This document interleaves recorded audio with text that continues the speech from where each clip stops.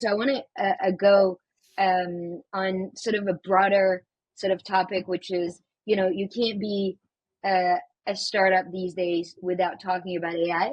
And AI. We didn't mention AI, AI until now. Wow. we didn't mention it for a whole 37 minutes, Yeah. which is amazing. Um, obviously, we're paying a lot of attention, and we're investing. It's nearly 50% of our tech is focused on building our AI agents.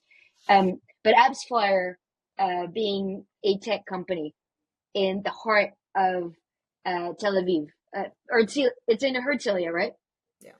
In Israel, which is one of the most amazing center of innovation around AI in particular. You guys are doing a lot of stuff, and we're talking about it around AI. How have you been able to leverage AI to help you as a procurement team? Um, Question number one, and then we'll go deeper into where do you see it going, Yeah. sort of beyond the mere, Chat GPT helps me, write my emails, but Yeah.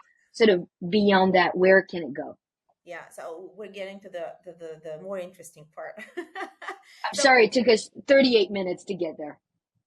it was interesting before also.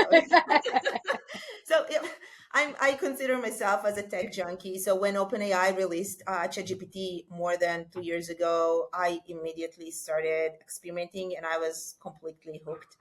I saw the Me potential, too. and then yeah, and then I just felt like I had to bring it into our workflow. But then I was like, okay, how do I do that, right? So I brought like a speaker consultant for like a 2-day workshop for my team, just to make sure that we all have the same baseline starting point. Everyone knows what a prompt is, how to generate a Amazing. prompt, what it means, what's an LLM, just to make sure that everyone understands the potential and what we can do with it. Then I moved to utilizing in procurement. So I started by creating prompt libraries tailored to our procurement needs. Then, when I saw the good impact that it had, and then also custom GPTs were added to GPT. So I created it. So today, AI helps us with competitive landscape analysis, contract reviews, and risk mitigation. We have a custom GPT where you just throw all the offers that we get from an RFP process, and then it presents everything in a clear table, and then you don't have to read through all the documents that can be different from one another and trying to compare them. You know, or supporting the RFP process itself, vendor negotiation tool that we created that can provide insights and benchmark and so on. So Awesome. it's a truly game changer here. I cannot agree more. I'm curious to get your thoughts on um, how do you, so it sounds like today a lot of your AI is outside of your tool.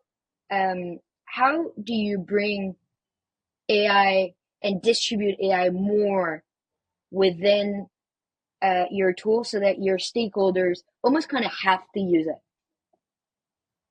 So our stakeholders use the procurement tool because every dollar that comes out of every dollar except for salaries go through our procurement tool. That is a company policy, so they have to use it.